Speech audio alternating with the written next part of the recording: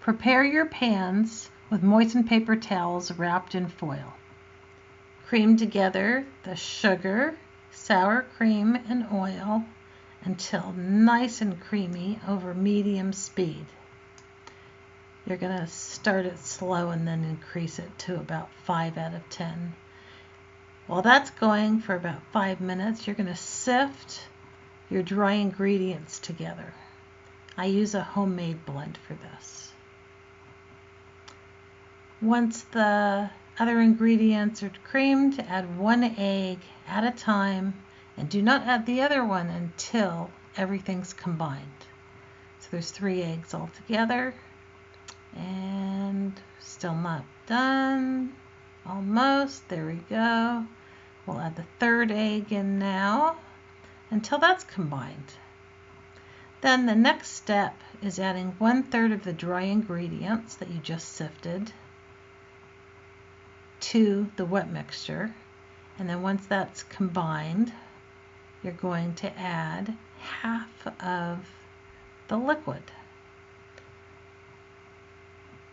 In this case, buttermilk. And so about 1/2 cup. Mine was defrosted, almost defrosted, so it has little pieces of buttermilk in there, but that's okay because the beater will just crush those down, and they're pretty soft anyway.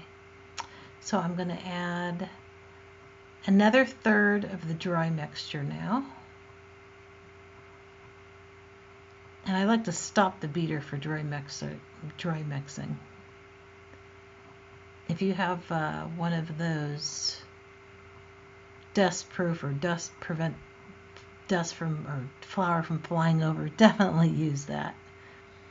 And that's nice and creamy. So I'm going to add the remaining 1/2 cup of buttermilk, a little bit at a time.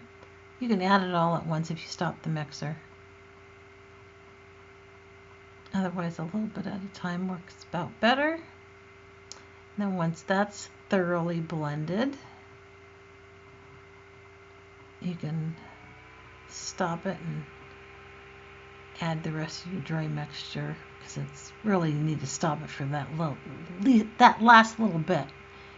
Like I said, I should have used my lid to prevent the dry mixture from flying out earlier, but when you have to stop and start so often, it's a pain sometimes.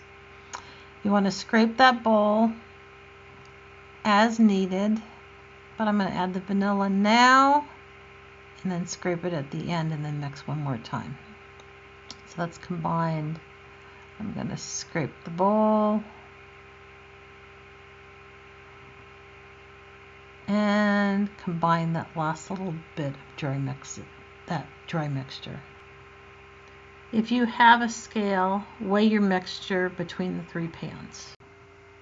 If you don't have a large oven, use 2 different shelves and rotate 2 pans with one in the middle of baking. So you bake at 350 degrees for 20 to 22 minutes until it springs back and it starts pulling away from the sides of the pan. As you can see, not all of it's pulled away from the sides of the pan, but it springs back, so I quit here. And I'm just going to let these cool now until about 10-15 minutes in the pan, and then transfer them to a wire rack. And here we go, transferring to a wire rack, but this particular one needed a little help. It attached itself to the sides of the pan. And it will do that often when you flour, because that's what you're doing when you flour a pan, is you're giving it some friction so it has the ability to hang on to the sides of the pan versus shrinking a lot. So I've moistened my hand, but I should have oiled it. It's stuck a little bit, but that's okay.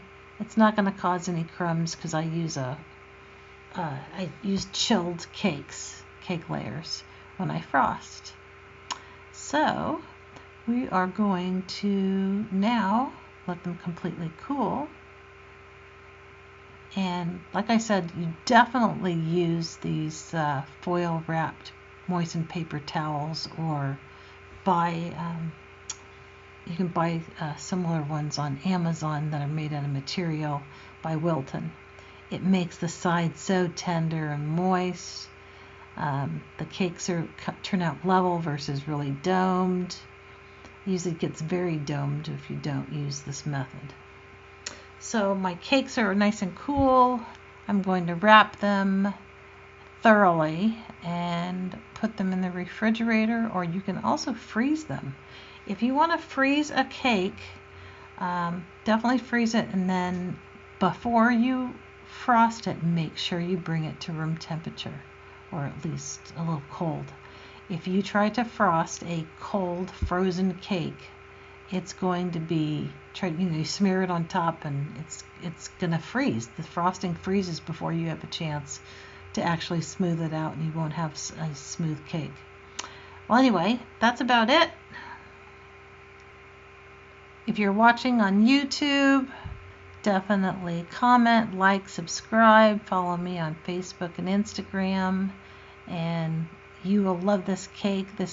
I must have made about 4 or 5 different versions of this cake until it was perfect.